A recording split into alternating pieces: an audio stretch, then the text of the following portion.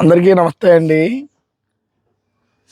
రథసప్తమి రోజు రథాన్ని ఎందుకు తయారు చేస్తారు, దేనితో తయారు చేస్తారు, అదేవిధంగా చిక్కుడాకులోనే మనం చేసుకున్నటువంటి పాయసాన్ని ఎందుకు నైవేద్యం పెట్టాలి, మరికపోతే ఈ యొక్క చిక్కుడు గింజ ఎందుకు అంత ప్రాధాన్యత చెందింది, అదేవిధంగా జిల్లేడాకుకి రేగి పండుకి సంబంధం ఏంటి, అది తల మీద పెట్టుకొని ఎందుకు స్నానం చేయాలి, ఇలాంటి ఆలోచనలు ఎప్పుడైనా మీ అందరికీ వచ్చాయా?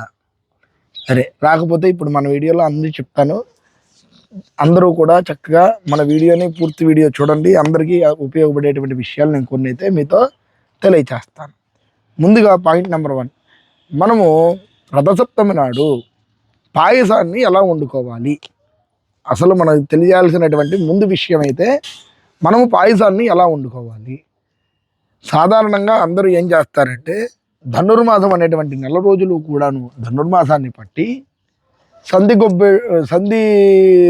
గొబ్బెమ్మలను ఏదో అంటారు, వాటిని ఇంతంత గొబ్బెమ్మలుగా తయారు చేసుకొని దాని చుట్టూ చక్కగా ఆడుకొని వీటన్నిటిని ఎండబెట్టి రథసప్తమి రోజు కుంపటి కానీ లేకపోతే ఒక ఇనప గమేళా కానీ లేకపోతే ఇటుకలు పేర్చుకొని కానీ దాంట్లో ఆ యొక్క పిడకలతో నిప్పును తయారు చేసి ఒక ఇత్తడి గిన్నెలో చక్కగా నాటు ఆవు పాలు ఏవైతే ఉంటాయో అవి తీసుకొని వాటితో బెల్లము పాయసము చేస్తారు.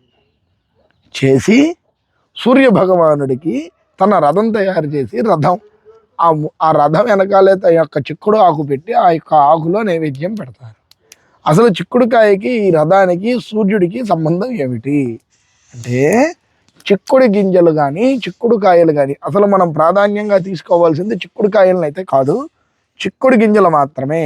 ఎందుకని ఈ చిక్కుడు గింజలనే ప్రాధాన్యంగా తీసుకోవాలి అంటే, గింజ ఒక చక్రముతో సమానము. అదే విధముగా ఈ యొక్క చిక్కుడు కాయలో సూర్యుడి యొక్క ప్రకాశం ఏదైతే ఉంటుందో ఆ యొక్క ప్రకాశాన్ని ఈ యొక్క చిక్కుడుకాయ మాత్రమే తట్టుకోగలిగేటువంటి శక్తి చిక్కుడుకాయకు ఉంటుంది.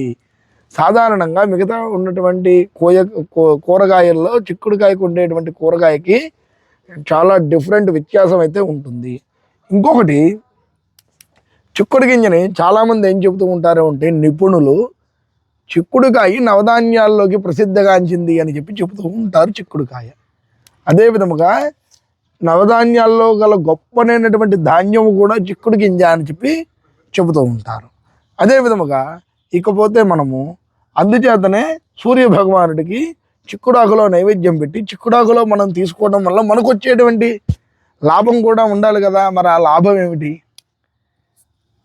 ఒక్క నిమిషం ఆలోచించండి. మీరంతా ఆలోచించారా? ఇప్పుడు నేను చెబుతున్నా. ఆ లాభం ఏంటంటే, మనకి శరీరంలో ఉన్నటువంటి అనారోగ్యాలన్నీ ఫటాఫంచులైపోతాయి.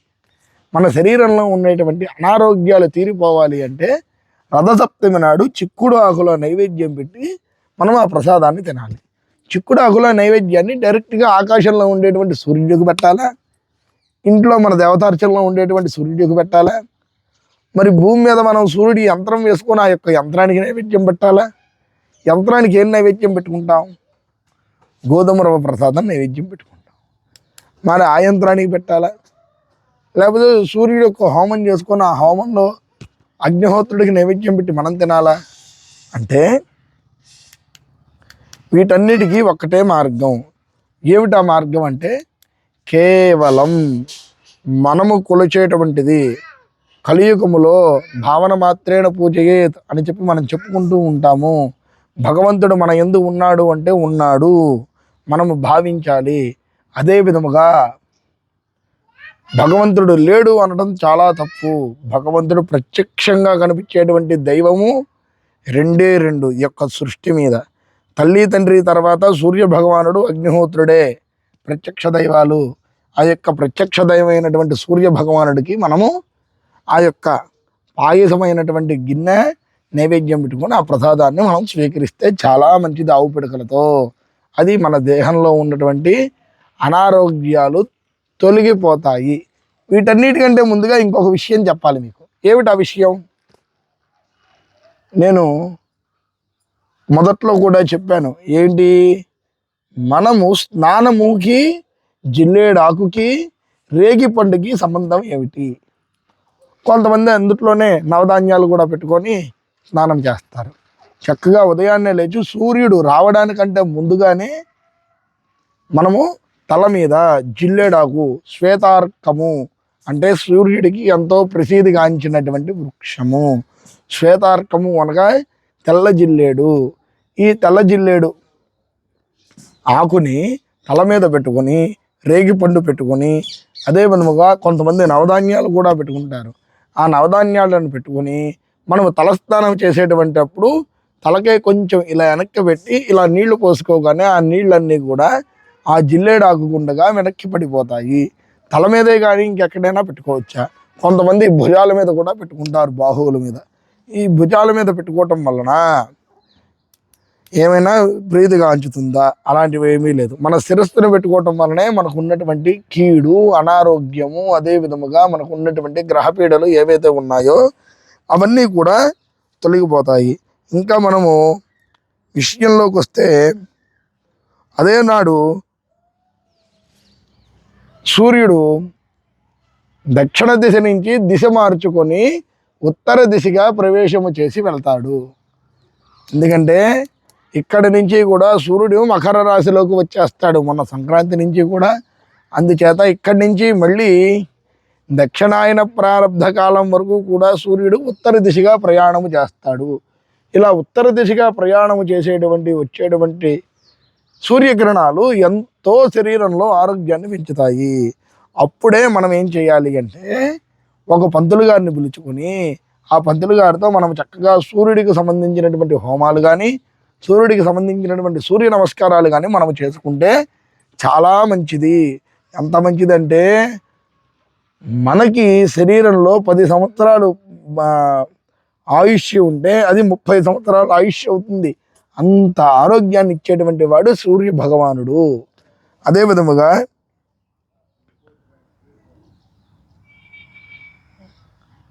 మనము ఇంకొక ప్రశ్న ఏమిటంటే, ఈ యొక్క రథసప్తమి రోజు మనము ఏమి చేయాలి? కొత్త వస్త్రాలు ధరించాలా? పాత వస్త్రాలు ధరించాలా? లేకపోతే ఈ పాయసం కాకుండా గోధుమ రవ్వ ప్రసాదం తినచ్చా అంటే, గోధుమ రవ్వ ప్రసాదము కూడా మనము తినచ్చు, తప్పేమీ కాదు. చక్కగా మీ యొక్క ఇంట్లో ఈ యొక్క సూర్యుడికి సంబంధించినటువంటి ఈ యొక్క కార్యకలాపాలన్నీ కూడా నిర్వర్తించుకొని మీరు మీ యొక్క కుటుంబము అంతా కూడా ఈ యొక్క సూర్య భగవానుడి అనుగ్రహం కలగాలి అని చెప్పి మనసారా మనస్ఫూర్తిగా ఈ యొక్క భగవంతుడిని అయితే మేము మనస్ఫూర్తిగా కోరుకుంటున్నాము. అదే విధముగా ఒక్క నిమిషం అండి, మంచి విషయాన్ని నేను మీతో ఇప్పుడు షేర్ చేస్తాను చూడండి. ఏమిటంటే, అసలు రథము అదే విధముగా సప్తమి అనేటువంటి మీనింగ్ కూడా నేను మీతో చెప్తాను. అసలు రథం అంటే మన యొక్క శరీరము. మన రథసారథి ఎవరండి? మనము రథమైనప్పుడు అంటే మన యొక్క మనస్సు. ఎందుకు మనస్సుకి శరీరానికి లింక్ కలిపాడు ఇక్కడ అంటే, ఈ యొక్క శరీరము ఎవరి మాట వింటుంది? బుద్ధి మాట వింటుంది. బుద్ధి ఎవరి మాట వింటుంది? మనస్సు మాట వింటుంది. మనస్సు ఏది చెబితే బుద్ధి ఆ పని చేయాలి, బుద్ధి ఏది చెబితే శరీరం ఆ పని చేయాలి. అందుచేతనే మనము ఈ యొక్క రథసప్తమి నాడు మన శరీరాన్ని ఈ విధముగా భావించుతాము. ఇంకొకటి, రథసప్తమి నాడు సూర్యకిరణాలు మన శరీరంలోకి ప్రవేశించి మనకు ఉన్నటువంటి అనారోగ్యాలు అంటే రోగాలు ఏవైతే ఉంటాయో, కీళ్ళ నొప్పులు, కీళ్ళ వాపులు, కడుపుల నొప్పులు, జ్వరాలు, దగ్గులు, తలకాయ బాధలు, ఇలాంటివంటివి ఏవైతే ఉంటాయో వీటన్నిటినీ కూడా నశింపజేసేదే యొక్క రథసప్తమి.